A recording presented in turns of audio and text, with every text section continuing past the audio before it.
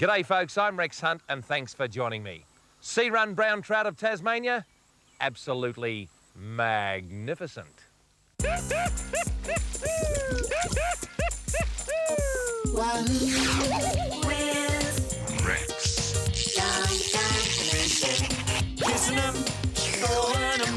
Oh, thank you, Mother, for the rabbits. Oh, unbelievable, folks.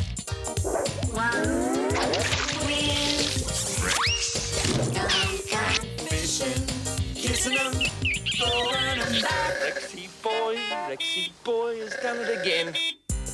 Today, folks, Bushy and I head to the wild west coast of Tasmania and the mouth of the Henty River, where I catch my first sea-run brown trout. Then Bushy heads north with Steve Starling to Lord Howe Island, where they do battle with sharks and a magnificent silver trevally. Rex. Gone fishing, kissing them, going them back. Rex. Gone fishing, kissing them, going them back.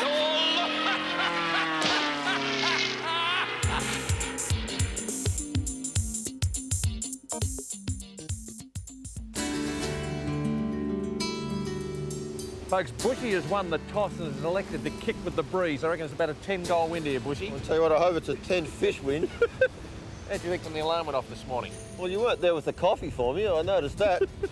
Folks, believe it or not, this is 5:05 a.m. on the wild west coast of Tasmania, getting towards the middle of November.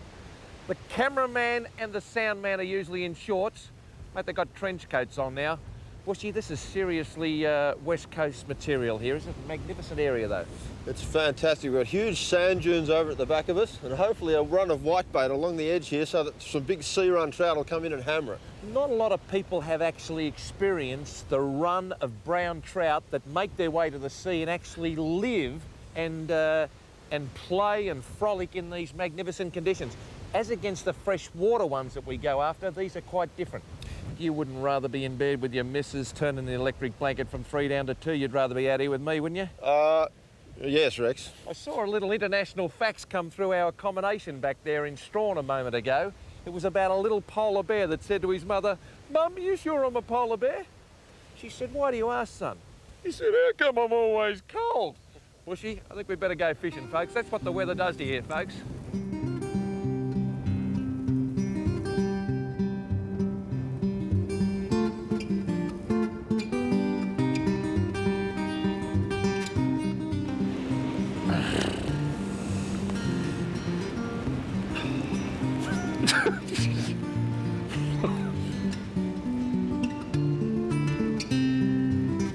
What's that clattering noise? Is your reel playing up? That's your teeth.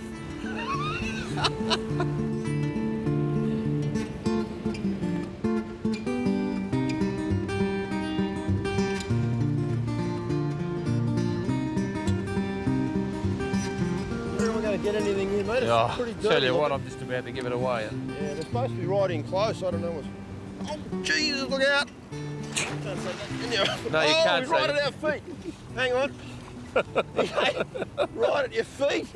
Come on, fish. Have you done this before? Oh, it was just pure luck, mate. Have you done this before, sea runners? No, not here. I have in Victoria, but not down here. Look at that, right at your feet. Look at that, he's a nice fish too. Yep. Isn't that amazing? Just that little Tilson, little shallow running minnow. I tell you what, he is a nice fish, Bushy. Oh, I'll slide him up the bank. Hang on. Oh, that's a serious trout. Look at that. Oh, well, we've come good. Now, isn't that a magnificent looking fish? I tell you what, it's beautiful colour, isn't it? It's a bit windy for the fly rods, so we've had to grab the spin rod because this wind is freezing. Look out. I tell you what, watch out, Bushy! We're in the surf, look out. It's a tidal wave, a tsunami. Up. Can you tell us just a little bit about the sea-run brown trout, particularly the sea-run fishery of this west coast here in Tazzy? Well, these fish actually run to sea. Most of the brown trout, as you know, are spawned in the stream and they live in the stream for most of their lives. But some trout, we don't know exactly why. He's a lively one, Rex. Isn't he lively? We don't know exactly why. Run to sea and they eat all the little fish, bait, prawns that are out there, and they get very, very fit. So the meat's red, strong fish. Well, he's fit. You might just sort of... See if we can get him to revive him. Get him to go back now, mate. Okay, just a nice fish, eh? He's going to be fine. Well, I tell you what, this is a first for me and for you, mate. Yep. So you got a bit of a kick to him. There Yep. he goes, just He's as fine. easy as that.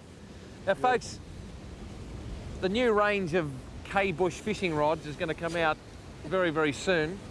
Bushy, can you just explain to us that very short butt version of your rod there? Rexy's been having a go at me about this butt for about the last 3 days, but when I packed to come down to Tassie, I was in a bit of a hurry and the rod wouldn't fit into the tube, folks. So rather than get a new tube, I took the hacksaw to the rod. So there you are, folks, and particularly the kids, there's a lesson. If the rod tube's not long enough, get a shorter rod. I tell you what, talking about rod, where is that rod green? This is disgraceful. Working conditions. Bushy, I think we'll go on strike. See you later. Hi-ho, hi-ho, it's off to work we go. We're fishing in the Henty River.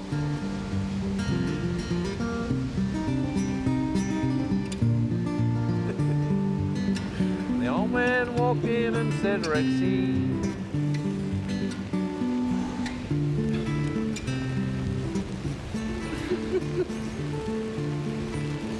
weed. You're kidding. Weed's kicking. Weed's fish? kicking.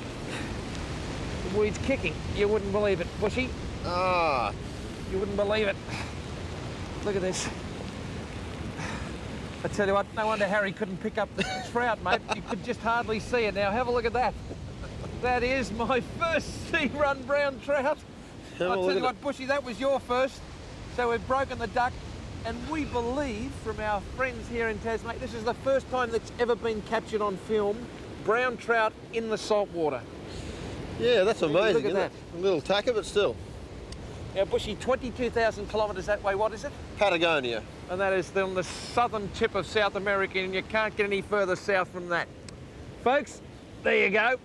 Look at this. You want a Dairy Queen? Hey, you're on a diet. I tell you what, folks, it's been Wild West. Blow the top off one. Certainly blow the dog off the chain here. If the dog wasn't there, the chain would be there. I think I'll go home to my wife and mister, mate. I said, I think I've had enough of this. But folks, the wild west coast of Tasmania is certainly west. This is K-Bush. I'm Rex Hunt. And this is Rex Hunt Fishing Adventures. I tell you what, I'm freezing. Wahoo!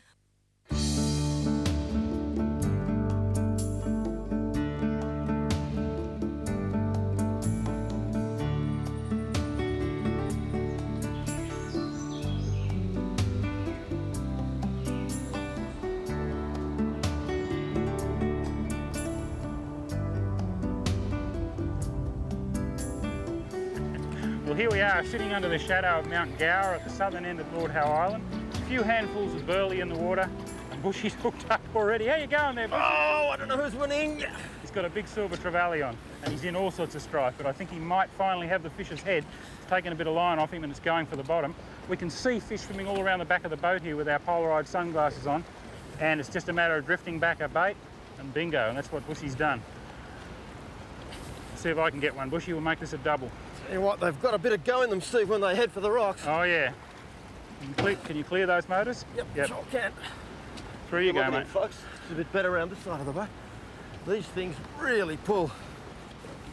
Oh, here he is. This is what you call giving the gear the maximum workout. You hear it pinging over the guides.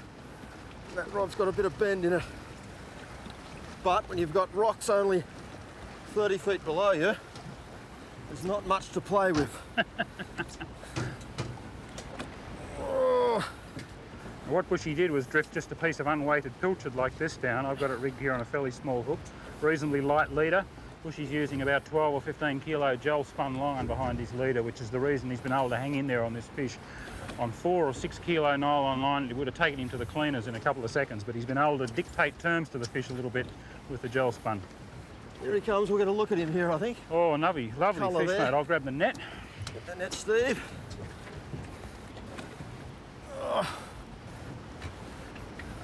What a beauty. That's a big silver. Will he fit in that net, Steve? Just. Woo! Ah, that is a big silver trevally, folks. Oh. Get him out for you, Bushy. What's those 2 hooks, Yep. Steve? Bushy was using a 2-hook rig in the pilchard. I might be able to just show it to the folks there when we get it out, Bushy. Okay, yep. 2 hooks, one of them's gone to the side of him, and the other one's in his rubbery lip. You can see inside his mouth there. They're actually very easy to handle, these guys. No scouring pads or anything in there. They eat mostly soft-bodied invertebrates and so on, so they don't have any teeth. The only thing you've got to be a little bit careful of is this row of scoots down here near the tail, modified lateral line scales.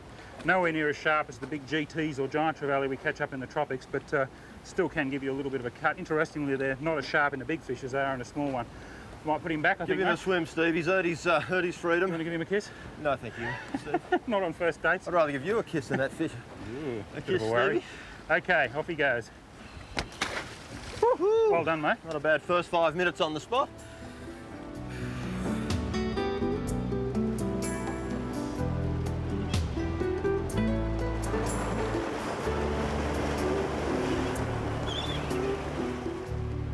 Ooh, he's got it. Yes! Now, this is what we're after. Oh, this is certainly not the size we're after. But this is a little bluefish. Aren't they absolutely gorgeous? You can see why they call them a bluefish. They come a lot brighter blue than this too, but they've always got the little golden spots there. They're in the blackfish family, the same family that contains the luderick and the black drummer back on the east coast. The family's called Gorella. And this guy used to be found all down the east coast of New South Wales, but is almost non-existent over there now. The only last stronghold of them is here at Lord Howe Island. They grow a lot bigger than this. They're beautiful to eat. This one's swallow. Oh no, I'll be able to get this little hook out. I'll just grab my pliers, because I'm sure we're going to get some bigger ones than this, or I hope so anyway. They're one of the most delicious fish to eat and very popular here on the island. I don't really want to leave this hook in him, so I'll see if I can get it out. There we go. I'm using a very small chemically sharpened hook, and I thought, seeing we're after blue fish, I might as well use a blue hook, and it worked. Okay, mate.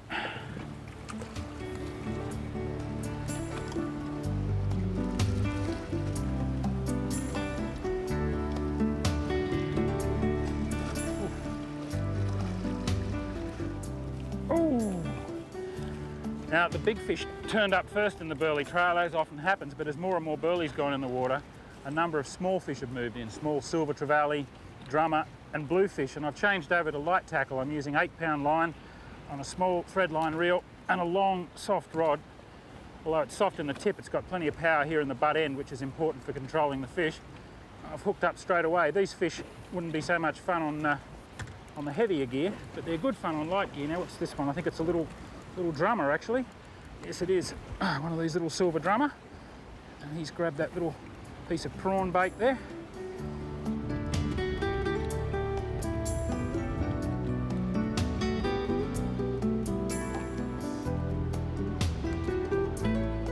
What is it, Bushy? Oh, it's a little bluefish. God, they're fun when you change over to this little light gear. Just this 2-kilo gear. Beautiful little fish. Look at that on the bread. Aren't they fantastic little fish? I want you to see a big one, because they're just like that, but even brighter and with the little gold spots. I want to see a big one too. Hanging off the end of your line. Give me time. See you later, fish.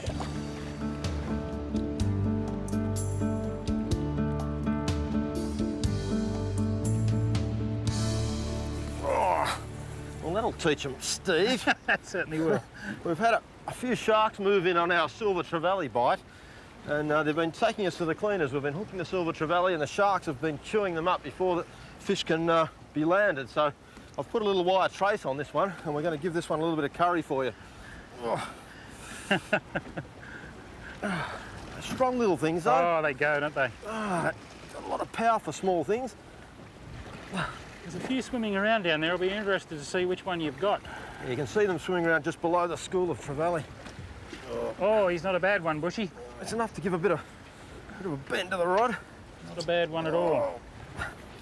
Certainly one of the larger ones that's around. Most of these little whalers are only about 1 metre or so long. This guy's probably 1.5 metres. I'll tell you what I'll do. I'll jump out there on the back. Here he is, right here. Yep. Round you, Steve. I've picked up line. one of That's your all lines, right. but that'll be all right. You gonna try and grab him a bit before we get the hook out? Ah! Ah! Not a good place to have your foot, really, is it? Now, he's only just hooked in the corner of the jaw, which is good. What I can do is just put his head on here. You got that knife, Steve? Yeah, We'll just I'll cut stop his... the pliers for the knife. There's just a little tiny bit of meat holding him now. I'd rather not leave the hook in him if we can help it. He's gone. And he'll be right. He'll be back down there terrorising those Trevally in a few minutes. Well, there you go. That was a pretty exciting little session. Big silver Trevally. We've had drummer swimming around. We've seen rat kingies. And then the sharks moved in, as so often happens when you get a hot bite going. It's probably time to go home now and have a nice cup of tea. Sounds good to me, Steve.